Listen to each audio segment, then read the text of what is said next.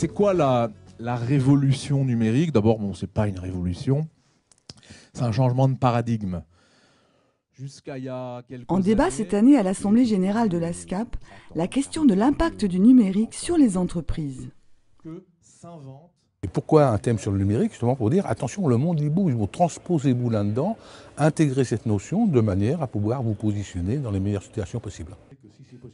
L'ASCAP, association d'aide à la réinsertion de cadres en recherche d'emploi, est à l'écoute du marché de l'emploi pour que ses adhérents soient toujours plus réactifs et performants.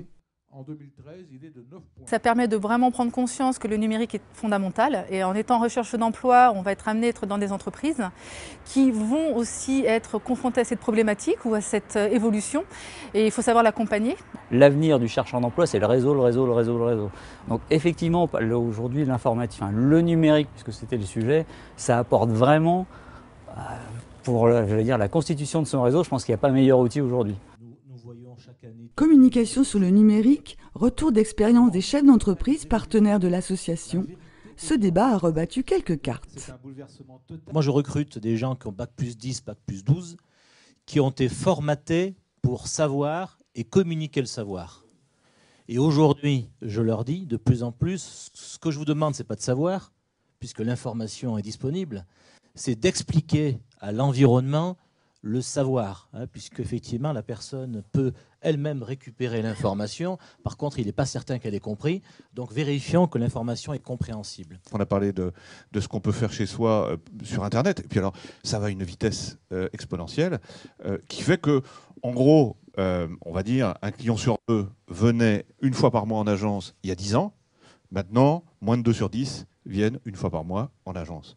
Donc vous voyez bien que c'est à nous d'aller dans la rue si on veut absolument être au contact de nos clients. J'imagine que des gens qui sont sortis du monde du travail, qui par exemple étaient dans le commercial il y a 10 ans, n'imaginent même pas la vitesse à laquelle l'action commerciale se fait aujourd'hui, qu'on soit à Rennes ou à l'autre bout du monde, et on est connecté 24 heures sur 24. Le numérique, c'est le caractère asynchrone du travail. Je peux m'occuper de mes loisirs au bureau et je peux m'occuper un peu de mon travail à la maison, dans la limite bien sûr de la légalité.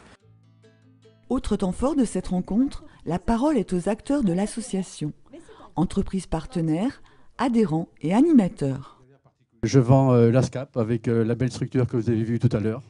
Et j'amène aussi souvent des CV, parce qu'il faut être factuel pour que voilà, les chefs d'entreprise ou les DRH voient qu'on a des adhérents de grande qualité. Et ce que je veux dire aussi, on n'a jamais eu aucun refus.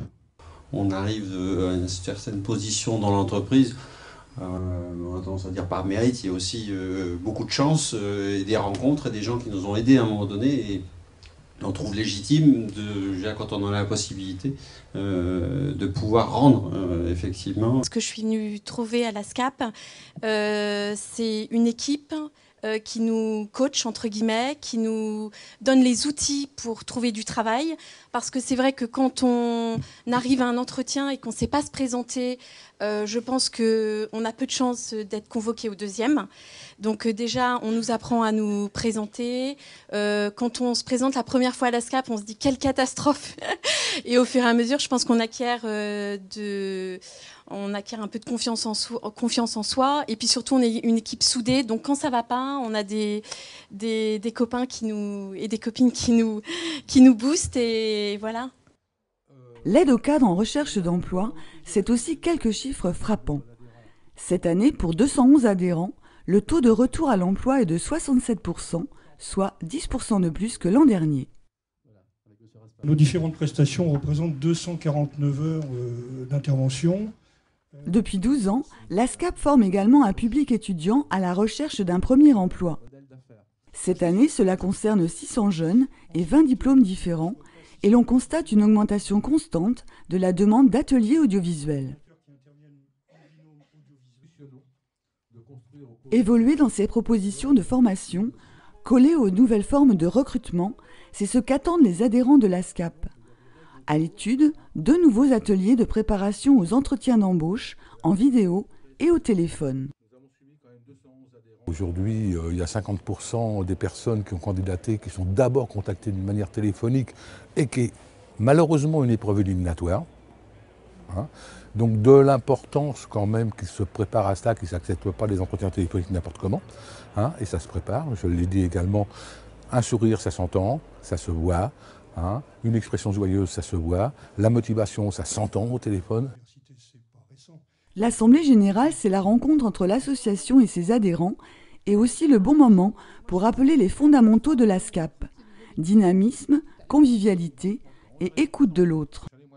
Je trouve que le fait de se retrouver ensemble, de voir les partenaires qui sont affiliés avec l'ASCAP, de voir ce qui est fait aussi, c'est rassurant. On a des adhérents qui restent 12 mois, 18 mois, et puis quand un jour ils viennent nous voir en disant « Ah c'est bon, j'ai décroché un contrat », mais c'est super, quoi, c'est génial. Des fois on a même mal au cœur un petit peu parce qu'on les voit partir. Professionnel dans ses pratiques, l'ASCAP reste très attaché au facteur humain.